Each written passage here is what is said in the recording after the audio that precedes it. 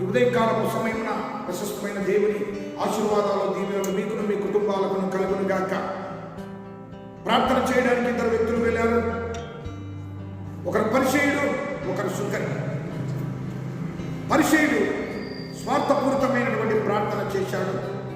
సుంకరి సర్వము నీవే దేవా, నాకు ఏమీ ఈ లోకంలో లేదు, నీవు తప్ప పాపిని నేను కరుణించని అడిగాడు. ప్రభువాక్యం సెలవిస్తుంది, మీరు ప్రార్థన చేయనప్పుడు అడుగుతున్న వాటిని పొంది ఉన్నామనే నమ్మకంతో ప్రార్థన చేయండి. పరిచయుడు ప్రార్థించి అడిగాడు కానీ ఆయన సుంకరి ప్రార్థనలో లోపాలు లేవు కాబట్టి దీనత్వముతో ప్రభువుని అడిగాడు. ఆశీర్వదింపబడి తన గృహానికి వెళ్ళాడు.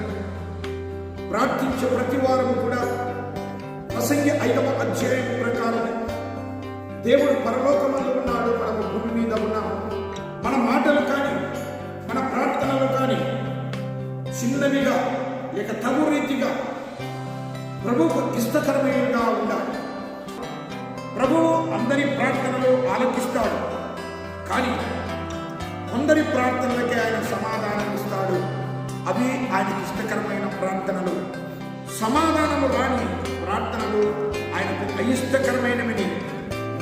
మనమే తెలుసుకొని మన జీవితాన్ని సరిదిద్దుకొని ఆయనకు ఇష్టకరమైన ప్రార్థనలు చేయటకు ఈ ఉదయకాల సమయంలో ప్రభు మనల్నందరినీ ప్రేరేపించి తన కృపలో బలపరచునుగాక.